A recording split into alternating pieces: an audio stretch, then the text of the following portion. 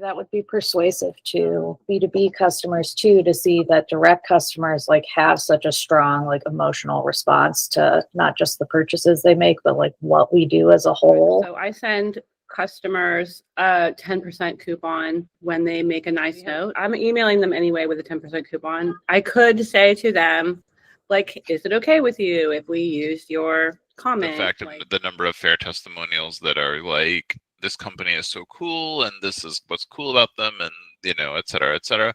Like, I always thought we'd only get that kind of feedback on our own website from like customers who had been loyal for years. I never thought we would get it from like a customer on their second order or sometimes their first order. But I think it would be nice to like get in touch with those customers and be like, we love what you said about us so much. We want to not just use your words on our brochure, but also sell you more books. It would be good to look at customers who are in certain categories who are really strong, or categories that we want to go after. Like, hey, this plant store thinks we're awesome, so other plant stores, you should follow suit. I mean, and I have so many times where like I've responded to something and the response to my response is like, I can't believe you saw this and took the time to respond. And I'm like, well, I mean, you wrote a message. Like, I can't believe you took the time to write a message. So we're even. These retailers talk to each other, and if my peer who sells candles and I sell candles and they really recommend that book, I trust their judgment. Hi, I'm Joe Beal, the founder and CEO of Microcosm Publishing. I'm also the author of A People's Guide to Publishing, which distills what I've learned from selling millions of books over the past 28 years. I'm Ellie Blue, the vice president of Microcosm. We started this podcast to share what we've learned with newer publishers, so you can learn from our mistakes. Or maybe you just want to learn about the publishing industry. What is marketing? Marketing is reducing the cost of each sale. Good marketing is like setting the difficulty to easy. You want to build a system that happens without you having to pull any levers. The mistake that many marketers make is that when something isn't working, they want to push and try harder, when the reality is that if you aren't seeing any growth, you need to change your approach. So how do you do that? You talk to people authentically in their native language. They feel like at some point you switch into a salesperson, but you don't actually want to do that. Marketers use phrases like the buyer's journey and consumer consideration points. But what do those really mean? Let's take a few steps back. How do you consider if something is relevant to your life? Typically, everyone subconsciously ponders if a new soap, pillow, or book would make their life easier, better, or more efficient. Then they look at how much emotional goodwill they have towards the brand. Who am I? Why does anybody care? Not everybody, but the right people to have positive feelings towards me. Some reasons to buy include attitudes toward a person, place, or thing. Everything from beans to the president. A certain application of the item. Attitudes or personality traits. Their zip code. The density or lack thereof of their living environment. Distance from a store that sells things like it. Living in a foreign, to them or to you, country. Their age, abilities, military background, ethnicity, race, primary language, gender, income level, or many other factors. The season of the year. Their basic belief structure and way of seeing the world. How often they use the item, like a bar of soap. The life stage that they are entering. Each one of these groups is called a segment, and they might each have a different reason to buy. These are your targeted segments, customer personas. Got all of that? Think about the last thing that compelled you to try something new. What is the value of the item for you that makes it worthwhile? More impulsive or less impulsive based on like the weight of the item and then the magnitude of the need. Make a list of the reasons that someone might buy it. What is someone getting out of it? What do its customers have in common?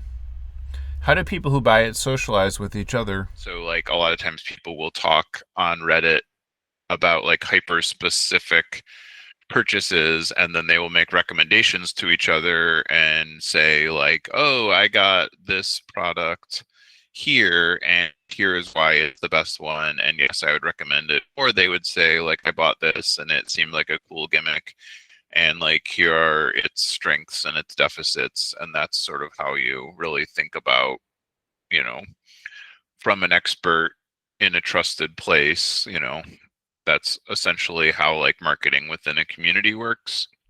Think about how many points of contact and information you took in before it was clear that the product or service was for you.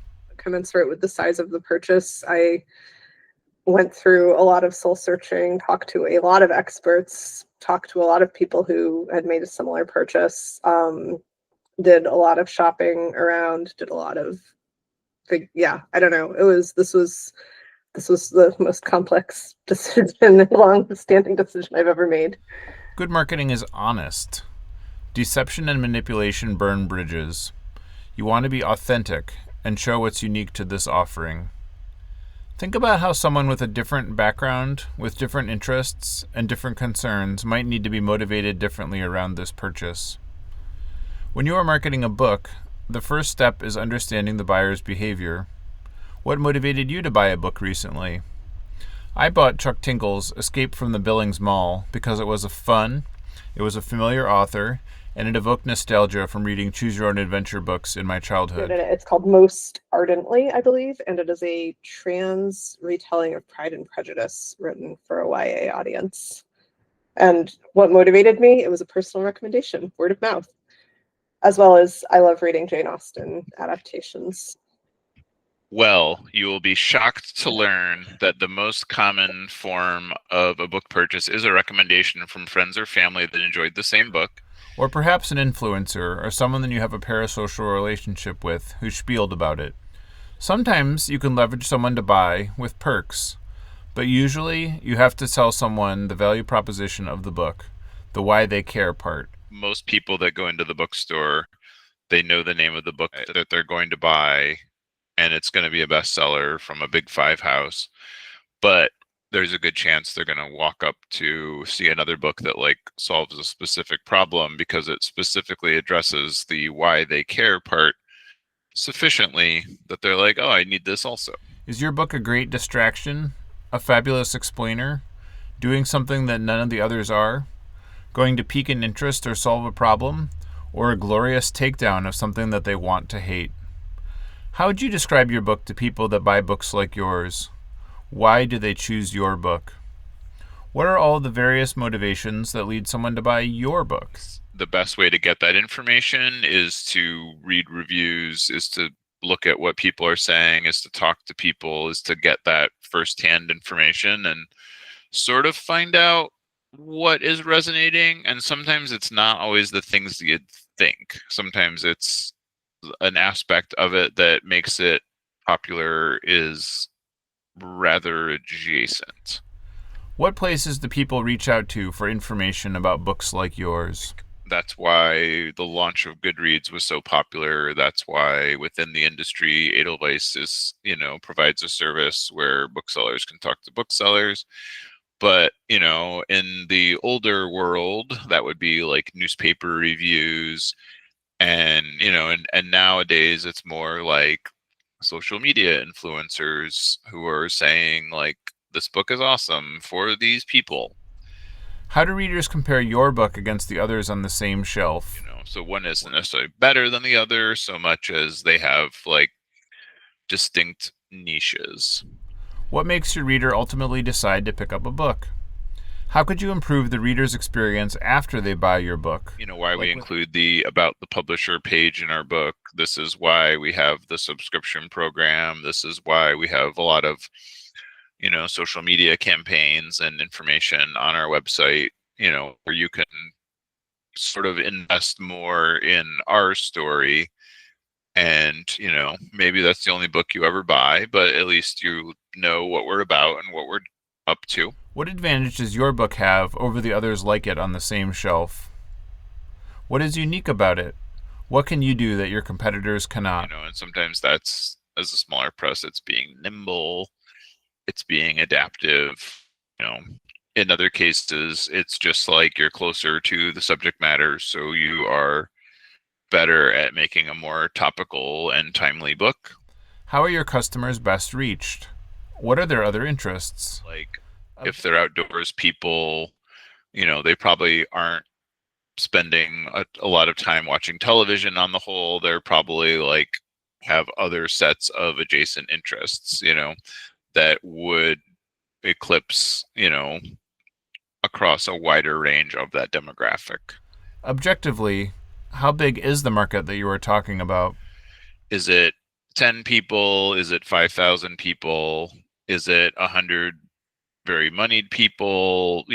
That's sort of an important aspect of it too, where sometimes, you find that it's really easy to reach a small group of people, and it can be a little more nebulous to reach larger groups of people, or sometimes the other way around.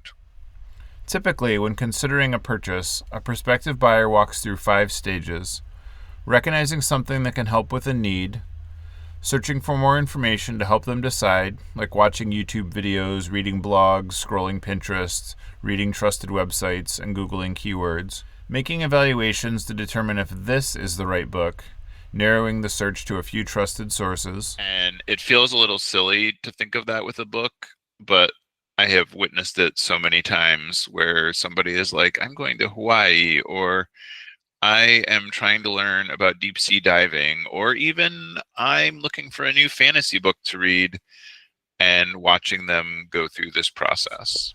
Purchasing the book, becoming invested in the bookstore or publisher, and keeping track of what you do next. Marketing is the process of making that chain of events organic and natural. What ideas do you have that would motivate someone to move from familiarity to interest to purchase? Again, you don't ever want to trick them into doing something where they're gonna have buyer's remorse. We built this software from scratch to solve our own problems starting in 2001. It's not only the reason for our survival, but the reason we've been a Publishers Weekly fastest growing publisher 3 years in a row. Now we want to share it with you. Join Working Lit and get back the agency to understand your publishing business, market and sell your books, and painlessly pay royalties. Working Lit, doing the math for publishers. Visit workinglit.com to give it a try. Writing about a topic that the author is an expert on is a form of marketing. It shows their ideas, their voice, and what they are capable of. Most people read about 300 words before arriving at a decision point, so use those wisely. Consider what is in each segment's pain points, specific needs, goals, barriers to purchase, places where they seek information, value proposition of this item for this segment. What is your competitive advantage to reach this segment? Are you able to visualize this person? What is a day like in the life of someone in this segment? What are effective ways to talk to this segment? You're looking at what their pain points would be. So it's where are they experiencing problems? Like, you would need to know that before you begin a marketing campaign. You'd want to look at what are their specific needs? What are their goals, and what are their barriers to purchase? Like, why haven't they solved this problem already on their own without you being involved? And so that's a major reason why it's so much easier to do this within a community that you are a part of, because you do this already. Like, it's because you're a member of a group. You know how to talk to people in a respectful, familiar way. Most people make the mistake of clumping all of the segments as one, or only focusing on the biggest one, rather than the one that could be the biggest. We've fallen into that trap a few times where we didn't realize sometimes how big, like, for example, relationship books are.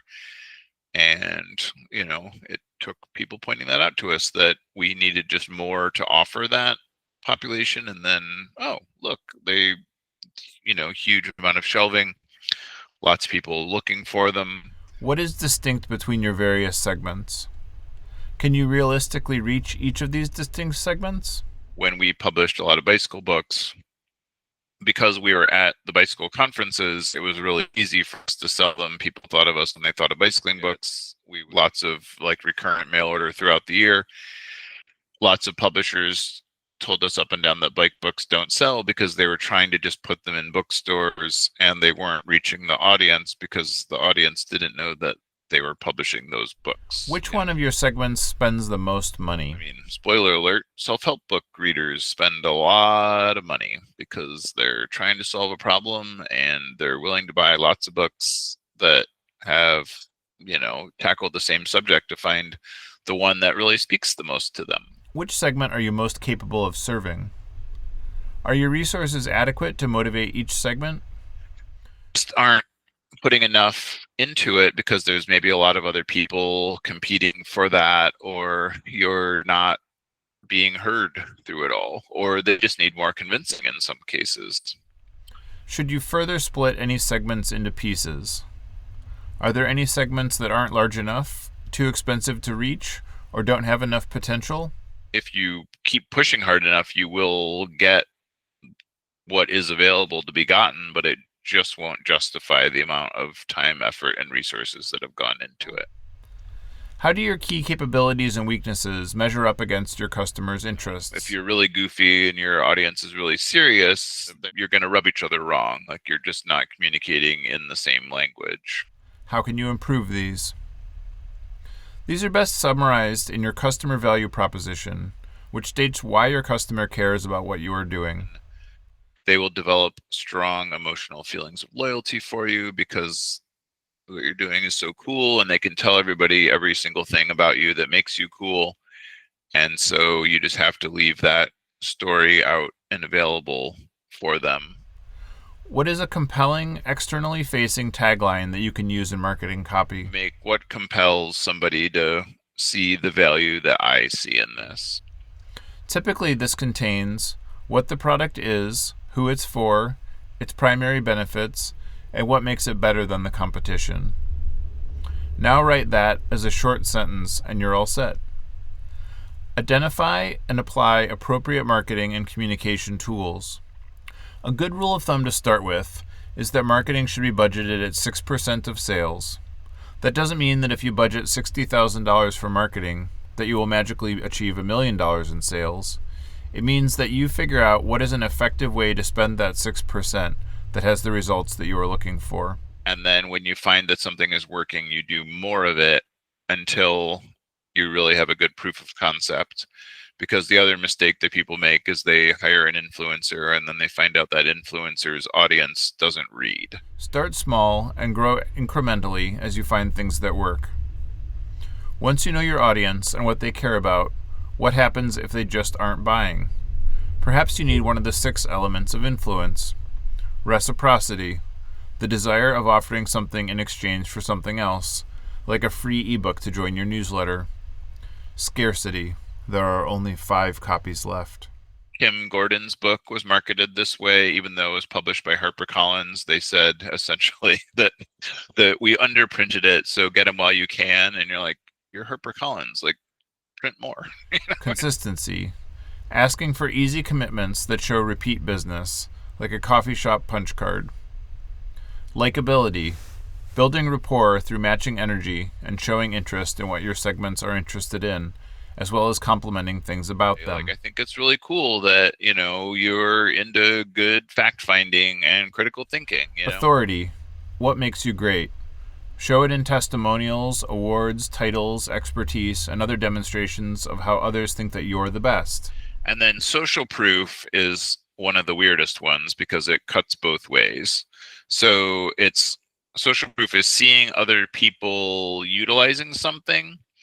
So if other people are seen using your stuff on social media, it creates the illusion that it's everywhere and it's what people are doing. And a good example is matcha on TikTok. But social proof doesn't necessarily mean that something actually works. So you'll see like a lot of flash in the pan social proof concepts where it'll be like, oh, every publisher is trying to get reviews in the New York Times. Reviews in the New York Times must be super effective at selling books. But it's just, not that way. Next, align an element of influence to the marketing funnel. Awareness, need recognition, getting their attention. These will typically be the first time they hear of or see your book. Interest, seeking information, providing tools, education, and testimonials.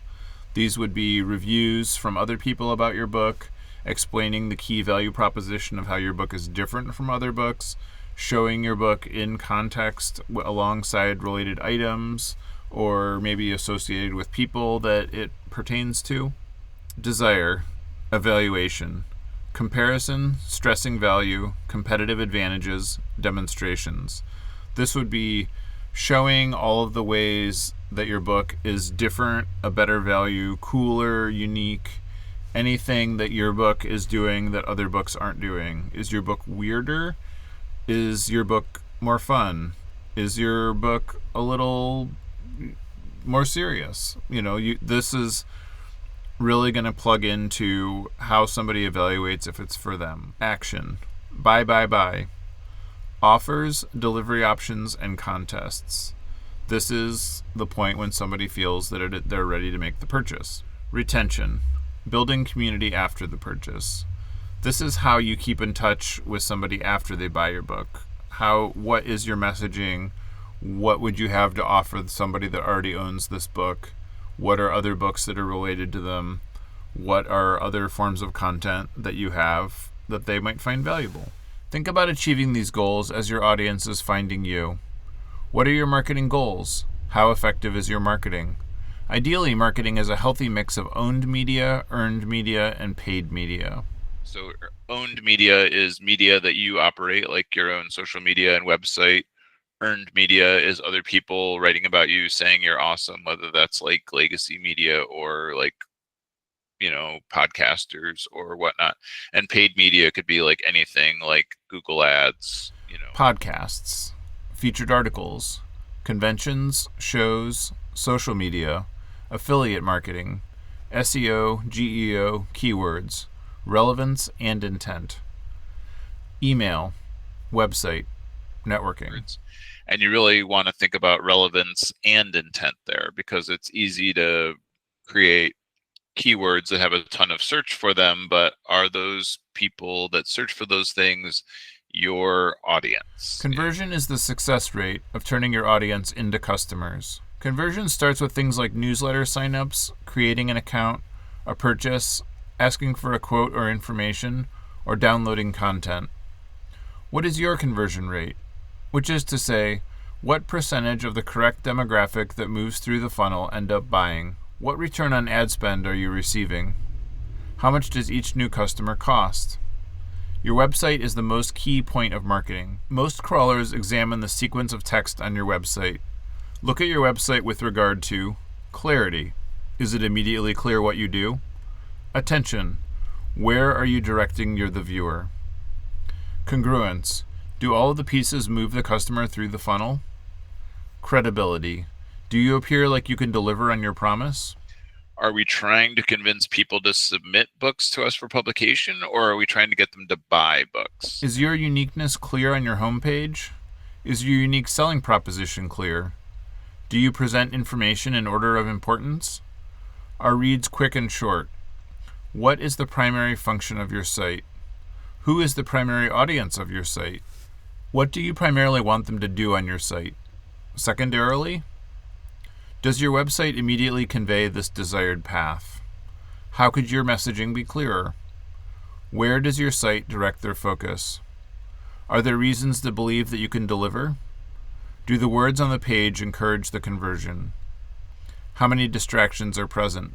One trick we added was including an excerpt of each book as a blog post. It helps with SEO. It helps to show what the book actually will read like. It shows the voice. It shows the content. It shows that like we're not afraid to stand behind what it is in the end. Our industry is run by billionaires and conglomerates.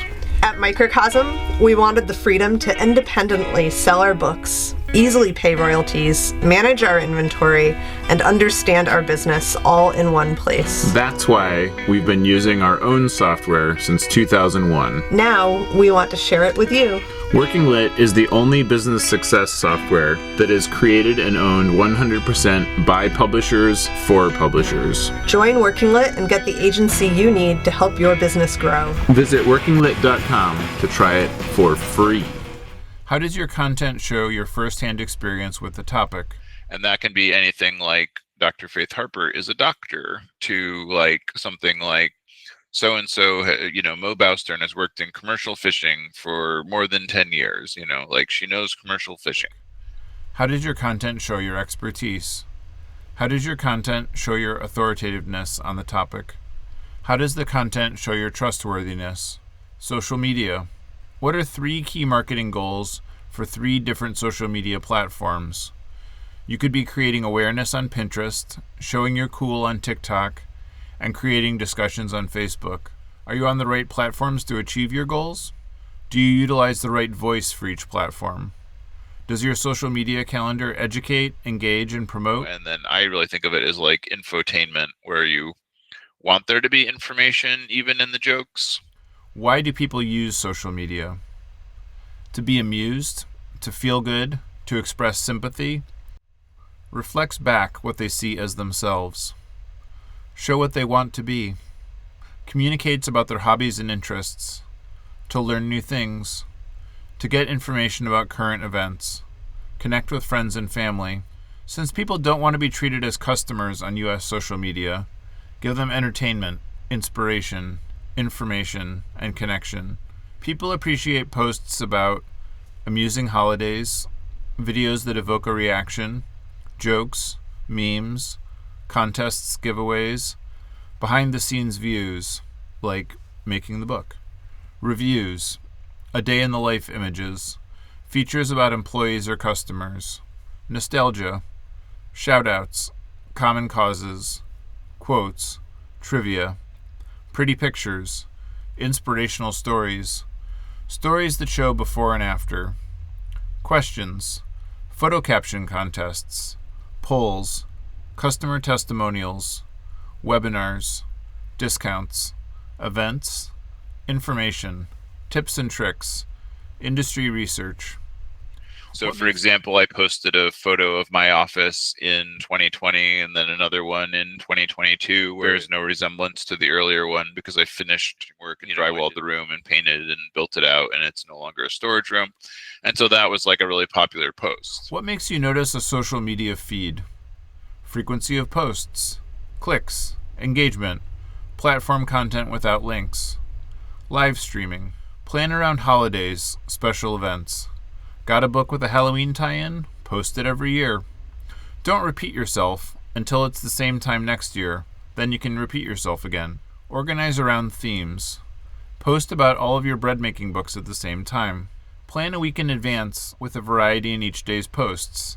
Schedule your posts so it's less disruptive in your day. Use metrics to evaluate the success of your social media. I mean, I swear to you, one of the bigger problems is check the box to be like, we posted all the social media, and then there's little evaluation of like, did that company actually succeed in doing the things they set out to with those posts? Is it gaining followers? How many impressions are you netting? Is it reaching appropriate viewers? Is it reaching unique viewers? Are they liking, commenting, and sharing? Are you getting organic mentions? What is your total post engagement? Are they clicking through to your website? Are they becoming customers? Focus on reach and impressions over interactions. Focus on driving traffic to your website. Build community. Create leads. Increase conversions. Increase engagement. Set specific goals. What is your voice on social media? How does each social media perform the correct key functions for your needs? You know, so if you're getting a ton of impressions but no engagement, that's kind of bad. But sometimes it'll be like some people are just happy just to see it and they don't need to engage. How does your social media calendar educate, engage, and promote you to your key segments? Again, you would do different things on Facebook than you would do on YouTube, and not just because of the format.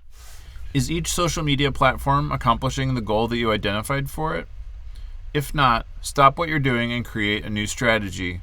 Most people will continue repeating a strategy that isn't working with the expectation that it will miraculously start working suddenly. For each platform and post, think of how the message moves each segment towards the goal. Do you have different promotions for different tiers of customer needs? How do you interact with customers between awareness and purchase? They know you exist. They haven't ordered yet. This is when they need some engagement.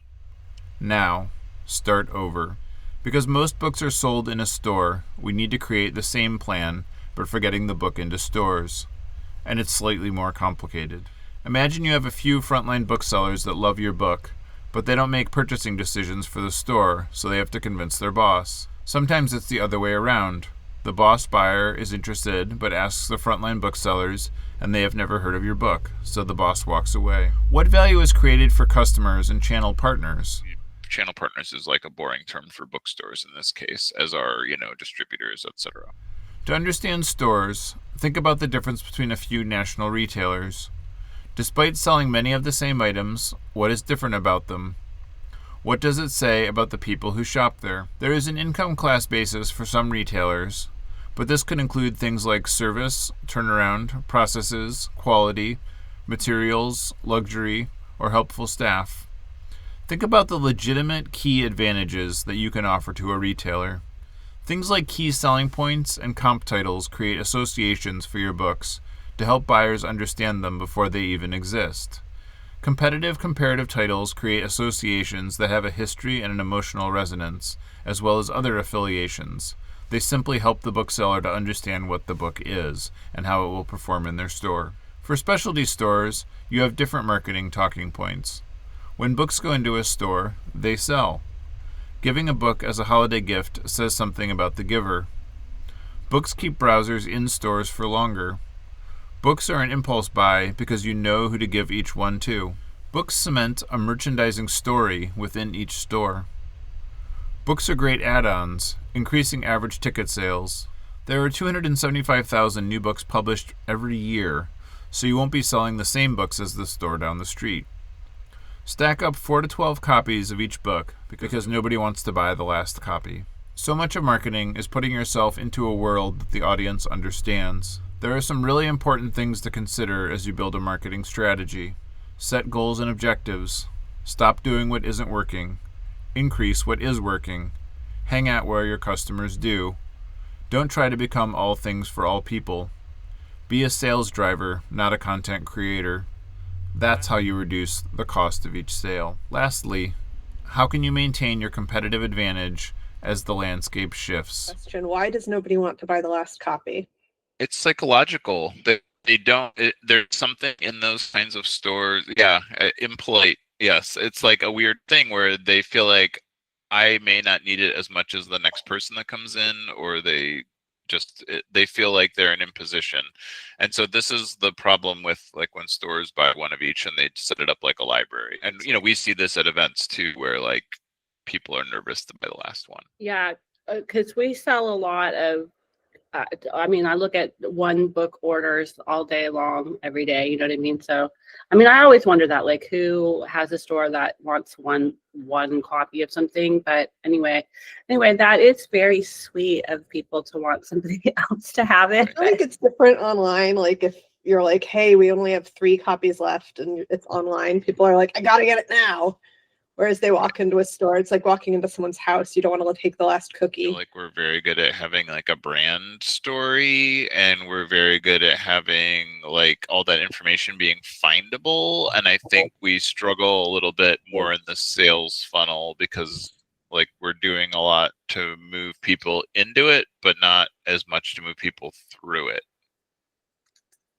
Finally, overhaul our B2B website. It will make it just technically a lot easier for people to make it through to the purchase stage without confusion. Yeah, making it seem organic and natural, like whether that is how you communicate or just like them being on. And this is something that Nate is very good at, is having it be a logical, clickable flow where you're like, you do this is the result. And, he taught me more about that than probably anybody has about, especially 20 years ago. Figuring out what information they're lacking and then figuring out how to get them that information, I think, is going to be the key there. Honestly, the best thing with that is like hearing from other stores like them that they're like, these books sell really well in my store. Like that's seemingly the most maddening thing about marketing, is that the best marketing is being like, okay, this is the best-selling book in Italy, is like convinces the publishers in Brazil to license the same book. Whereas if you were, selling them that it's the best book on the topic, they don't care. They want to know it's popular, or it's like, well, that's the like social proof problem, or the, like the credibility problem of like, those things have undue weight. I like that idea. If we could get like one of our best customers from sort of every one of our core types of accounts to give us a little testimonial for the website and brochure, I feel like, would you be able to work with that, Leslie? I was just thinking that it would be great to get some testimonials. We get a lot on Fair anyway.